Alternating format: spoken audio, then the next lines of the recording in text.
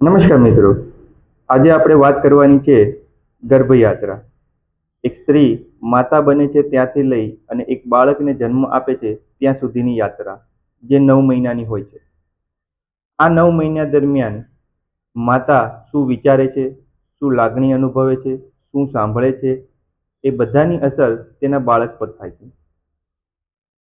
એક સ્ત્રી માતા બને છે ત્યારે શારીરિક સંભાળ તો તેની કરવામાં આવે છે, પણ તેના માનસિક સ્વાસ્થ્યની સંભાળ કરવી પણ એટલી જ જરૂરી બની જાય છે.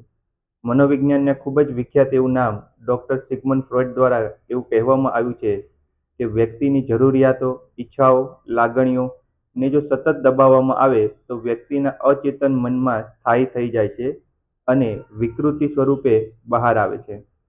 આજના સમયમાં બાળકોને લગતી સમસ્યાઓ ખૂબ જ વધી રહી છે. ADHD, ઓટિઝમ, ડીલે ડેવલપમેન્ટ અને વર્તન સંબંધિત સમસ્યાઓ આજે વધી રહી છે. આ સમસ્યાઓ માટે બીજા ઘણા બધા કારણો જવાબદાર છે, પણ તેની સાથે એક મોટું કારણ જવાબદાર છે કે પ્રેગ્નન્સી દરમિયાન, ગર્ભયાત્રા દરમિયાન માતાનું માનસિક સ્વાસ્થ્ય સારું ના હોવું.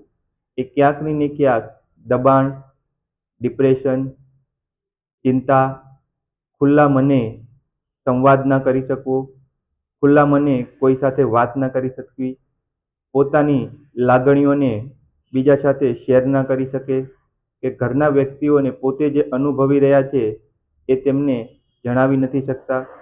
આ બધી જ બાબતો ક્યાંક ને ક્યાંક માતાના સ્વાસ્થ્યની સાથે સાથે ગર્ભમાં રહેલા નાના બાળક પર પણ એટલી જ અસર કરે છે.